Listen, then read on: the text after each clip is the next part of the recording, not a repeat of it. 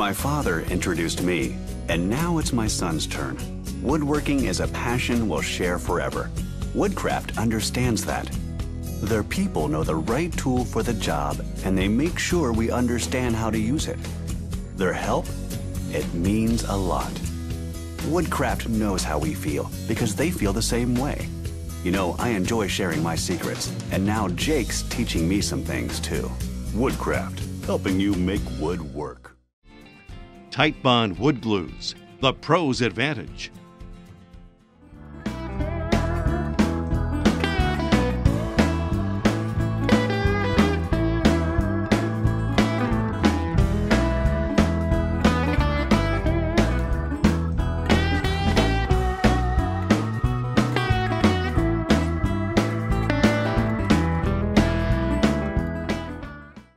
Hello and welcome to another episode of I Can Do That. I'm your host, Chad Stanton. You know, back in my shop, fireplace mantles is something I've built a lot for my customers, and it's something that I wanted to do for the show. But depending on where you live, the codes and regulations for them can widely vary. Not to mention, maybe you don't even have a fireplace. So I came up with this combination. I call it the Fireplace Bookcase. So it has all the properties that you would find on a fireplace mantle. We have the base, which we've done baseboard on, and we'll go over that again. We have the columns, which look like they have inset panels, and then the top, which we have crown molding. We haven't done a lot of that in the past, so we'll go over it thoroughly one more time. And then of course, you can throw some shelves on it and put whatever collectibles or books you want on it. So the best thing that's about this fireplace mantle bookcase is that it's all made with dimensional lumber. There's very little pieces that you have to rip down. Just simply cross-cut it, pocket screw it together. Okay, so from there, let's start building. Okay, so once again, our fireplace bookcase is made up of 3 sections: the bottom, the 2 columns, and the top. So on the bench here, I have the pieces that will make up the bottom. The actual top for the bottom is a 1x12 by 4 foot. So you can get this right out of the store and you don't have to make any changes to it. Just make sure when you're buying this solid lumber that you want to make sure that it's nice and straight. It's not warped or bowed in any way. Now the sides and front for this are some 1x6. And I did have to cut this down just a little bit because I want it to sit inside of that. And the length for these pieces are included at the plans at the end of this video. And the best part about all this is going to be assembled with pocket screws, so it's going to be fast and easy. So I have the last hole to put in this one over here.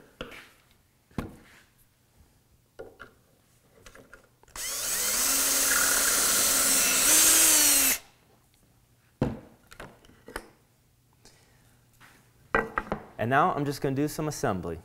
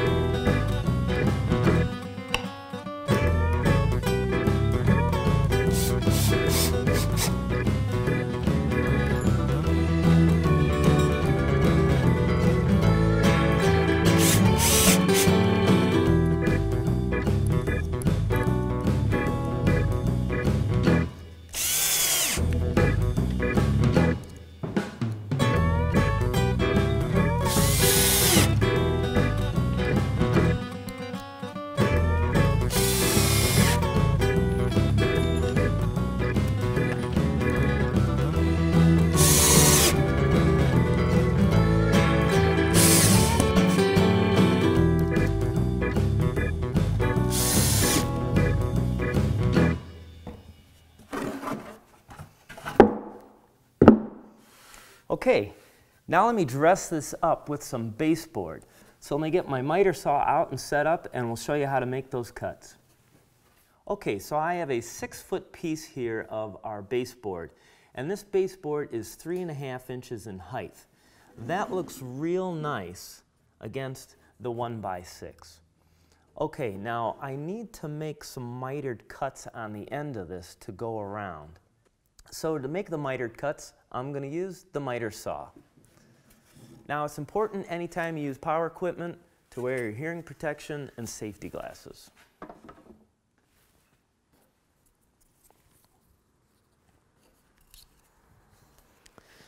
So I have the miter saw turned to 45 degrees, and I'll make my first cut.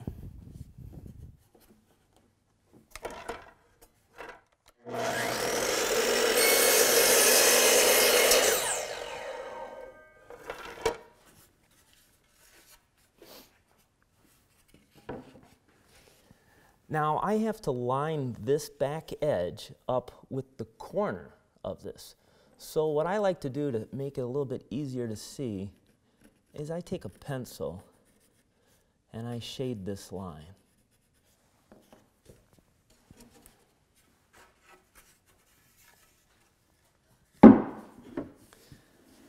Now I can line that corner up with the edge, and I'll just hold it in place as I come down and mark the back side at the other end.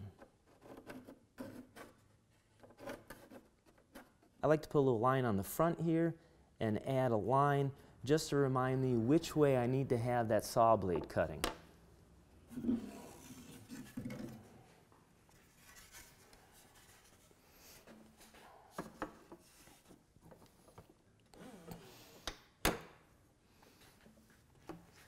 Okay, now my pencil line is actually on the back side, so it's really hard for me to see.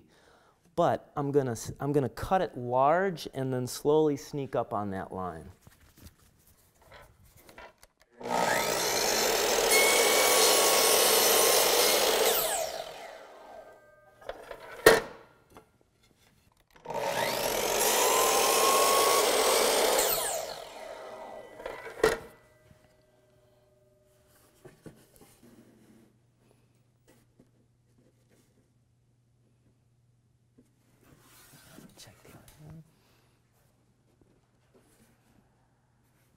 That's going to be just fine. Okay, now I need to make the side piece. So once again, I'll make a cut on the saw.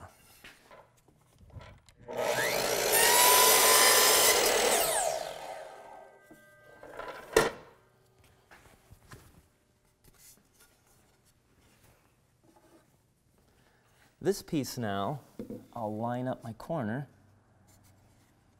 And again, with the pencil, I'll mark the back side. And this will just be a straight cut on the miter saw. The whole thing then is attached with some nails and glue. So let me finish making these cuts, nail it all on there, and we'll take a look at it, how it looks when it's finished. Okay, so we have the base for this done. So I'll just set this aside for now. And the next thing we're going to work on is the columns. So I have the pieces for the face of the column here on the bench. Now again, this is made up of dimensional lumber. These longer pieces are just some 1x2. And the top, I have a 1x4, and at the bottom, I have a 1x6.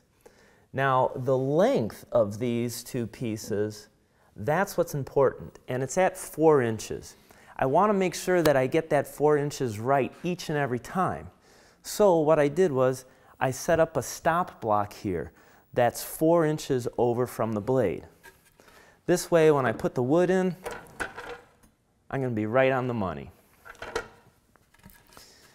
Now, the way this is getting attached, it's all going to be held together again with some pocket screws. The actual panel for it, well, that's some 1/4 inch plywood that I did have to rip down to size. That will get glued and nailed, and then the sides, The sides are some 1x10, and once again, we'll just pocket screw that to it. Okay, so let me start now building the column, and we might as well just roll that beautiful music.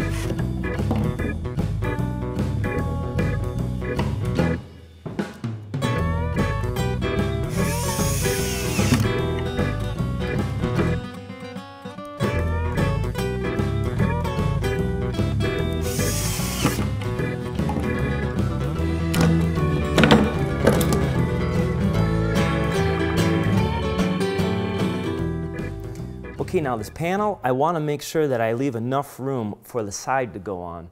So just to make sure,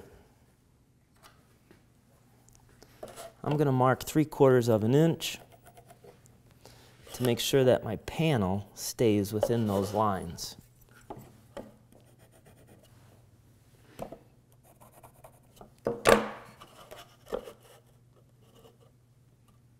Looks good.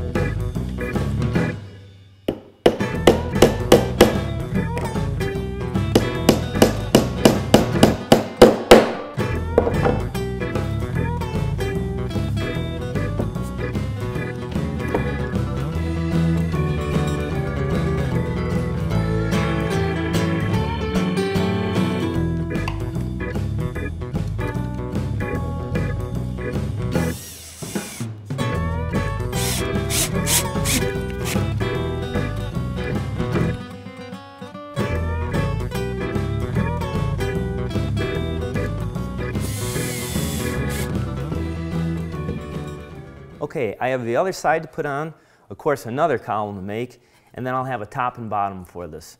So we'll come back and I'll show you that. Okay, I'm just finishing up the second column. You'll notice that there's a top and a bottom put in these now. The pieces are just nothing more than another piece of 1x10 cut to fit inside there. Now, I'm not using screws on this one, so I'm just going to nail it. And to help hold it, this time I want to add a little bit of glue.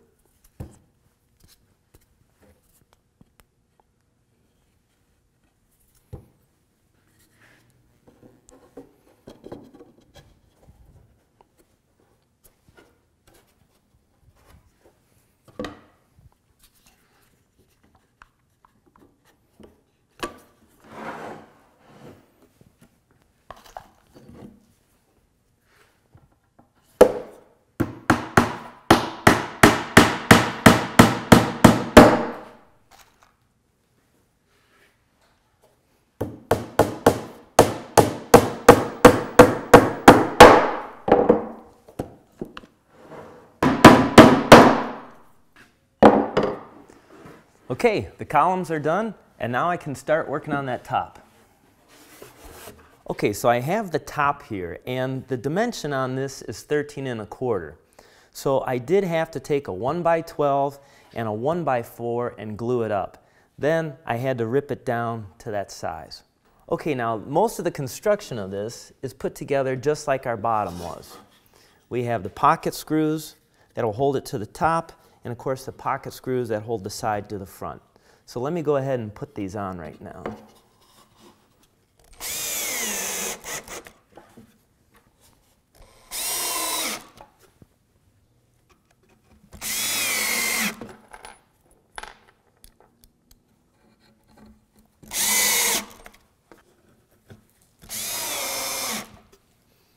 Okay, now the difference from the top versus the bottom, we're not going to put baseboard on it. We're actually going to use that crown molding, and that really makes this stand out nice. So I have a sample piece here of the crown molding, and it'll be placed on it like that. Now looking at that, you're probably thinking, hey, that's 45 and 45 degrees. Well, a lot of crown molding is made that way, but this one is a little bit different. This is actually 38 and 52. So what does that mean? Well, if we were to put this crown molding on, and let's say that this represents the ceiling and this is the wall, with it facing this direction, it angles down more. So standing from the floor, you get a nice look at that crown molding. But our crown molding is not going to be up that high. It's going to be more at eye level. So by flipping it around, it changes how far it sets out, and thereby makes it a better visual appearance from the front. Okay, so let me get my crown molding in here, and I'm going to show you how we handle making those miter cuts. Okay, so here's the crown molding that we're going to be using. And remember, on the baseboard, a 6-foot piece easily did the front and sides, but that's not going to be the case for the top, and here's why. Unlike baseboard that sits flush and flat against it, our miter is going to be really small. But because crown molding has a compound angle, thereby our miter cut is going to be a lot longer, so you're going to need more material. Okay. Now when it comes to cutting crown molding, most of the time I'm working in a house where I have the crown molding up on the ceiling. And the thing to remember is when you're going to make that cut, you need to turn it upside down when you go to the saw. But in this case, I already have my piece upside down on the bench, so I'm good to go. Now as I mentioned before, this is a compound cut. So many people think they need to have a compound miter saw, because the saw has to be turned to one angle and the back has to be tilted to another. However, if you don't have a compound miter saw, here's how you do it. Simply turn the front to 45 degrees.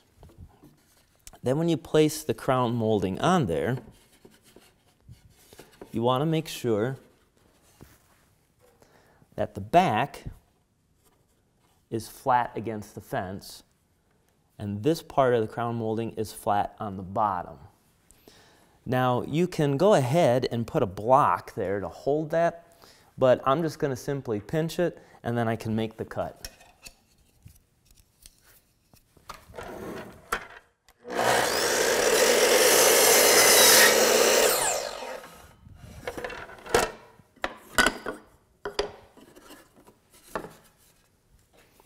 And there's my miter cut. Okay, now let me get the actual piece that I'm going to use for the front. I'll make those cuts the same way that I did the base. I'll make one corner, come down, mark the other, make that second cut, and then I'll show you how I do the returns. Okay, so here's the front piece that I've cut. And to do the sides, I'm going to want to nail this in place so I can get an accurate measurement. But nailing this is going to be difficult, so let me show you why. You can see that I can easily get a nail through this part into it, but it's going to be really hard to get a nail up there. So to take care of this, I want to fill in some of this void behind the crown molding. What I did was I took a piece of 1x2 and then just on the edge I planed it down. Now the amount and the angle doesn't really matter. I just need enough that I can get it behind the crown molding. With that glued in place, I can now easily run a nail through that. Okay, so I have that piece here that I've already done, and I'm just going to take a few minutes to glue and nail this on, and then glue and nail the front crown piece, and I'll show you how I do those returns. Okay, so the front is on and I have the one end done, and I'm working on the other return here. So I already have glued and nailed down our support block, and I made my miter cut already. Now, dealing with these compound miter cuts, they're very tricky. So make sure you have a true 90 degrees here. And when you're cutting it on the saw, it's important that you hold it tight and in place. All right, so I'm going to come to the back here, and I'm going to make my mark. And I'm going to cut this out on the miter saw.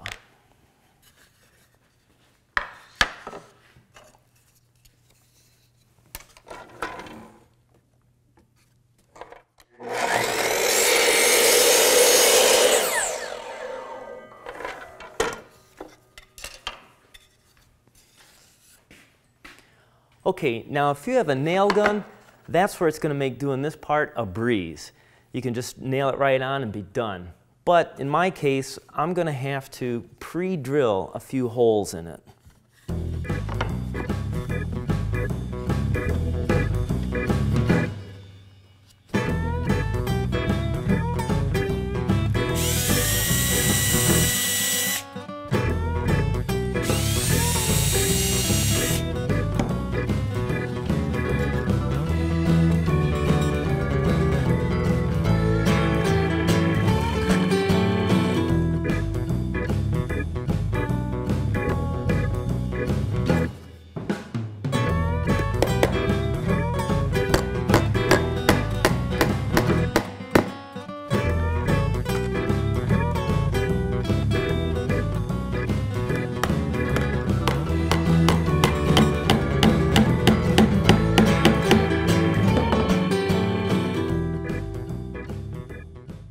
Okay, I'm then going to use a nail set to finish sinking these in.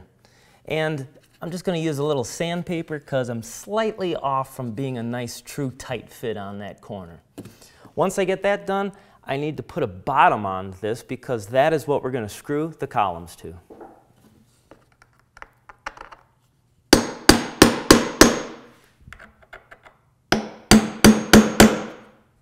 Okay, so the bottom for this, again, is just a 1x10 that's cut to length.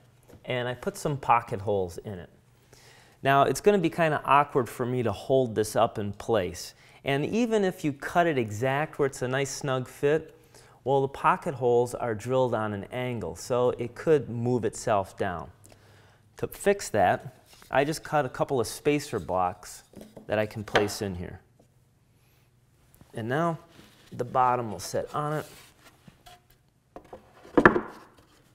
and I can screw it in place.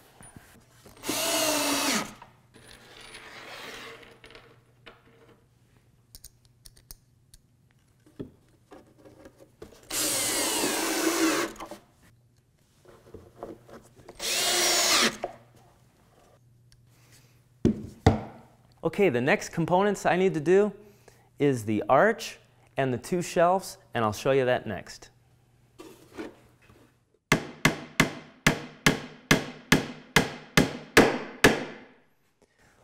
Okay, this is the second shelf that I built, and it's nothing more than a piece of 1x2 glued and nailed on to a 1x10. I also put pocket holes at each end of this. And this is the same length as my arch. The arch was just made from a 1x4, and again, the template from the plans, I was able to trace that on there, cut it out with a jigsaw, and this too has pocket screws on it. Okay, now I'm going to bring the columns in and start putting this bad boy together. All right, so here's how I'm going to attach the shelves to the columns. I have these spacers, and you'll notice that they're at different lengths because I want different spaces between the shelves to accommodate different sized books. So in this case, I'm just going to use a spring clamp and hold that to each column.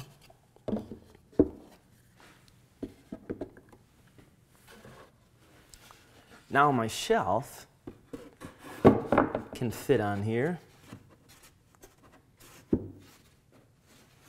And I'll put some pocket screws in from the bottom.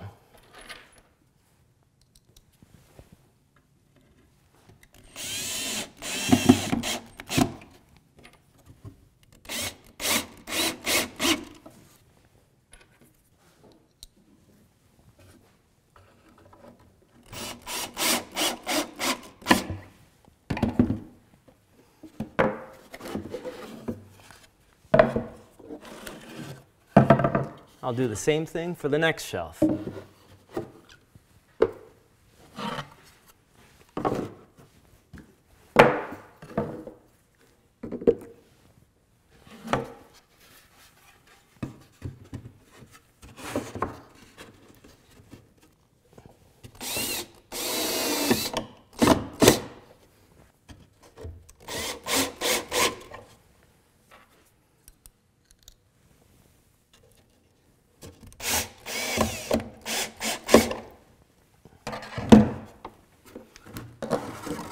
Okay, now the arch that's going to go up here, well, it doesn't sit flush with the front. It actually sits back a little. So I'm going to lay this down and I'll show you how I get that. Okay, so 2 of those spacers that I was using for the distance between the shelves, well, that was some 3/4 inch plywood, and that's what I'm going to use for the reveal. Now I can place the arch on that. And I have a clamp on here just to keep things tight while I screw it together.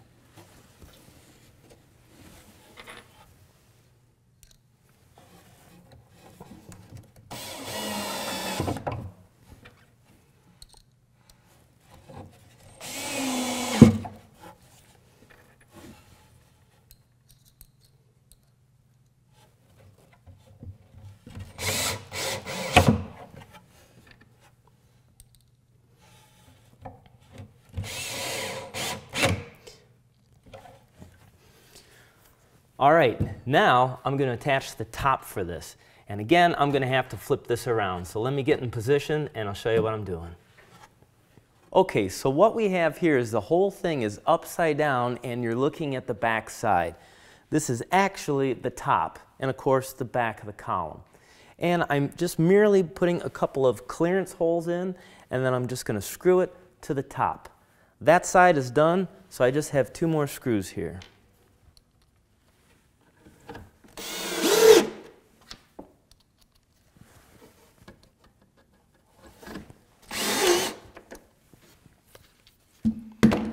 Okay, now I got to take this down, flip it around, and the bottom will attach in the same way. Okay, so the whole thing is turned over, right side up, and again we're on the back side, and I'm attaching it in the same manner. Just a couple of clearance holes and some screws.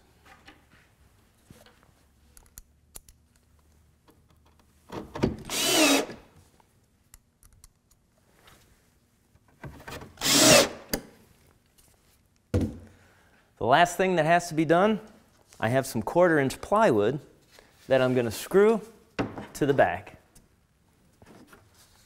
So there we are. It's all built. And at this point, I have a lot of sanding to do. I definitely want to take off the sharp edges. I also have some rough marks left behind from the saws and other things. And it's really important that I get those out, especially if I'm painting it. See, the glossier paint that you use, the more it's going to show those defects. Now, I'm painting this because it was pine, but if you wanted to build it out of oak or something nicer, it might look good with a stain on it. Now, you don't have to keep this fireplace mantle bookcase to just that, a bookcase. You could take the shelves out and possibly put an electric little heater in there. You can dress it up in any way that you want. Well, I hope you enjoyed this project. I think this is one that will look nice in any part of the home. Living room, bedroom, even the basement. So we'll see you next time here on I Can Do That.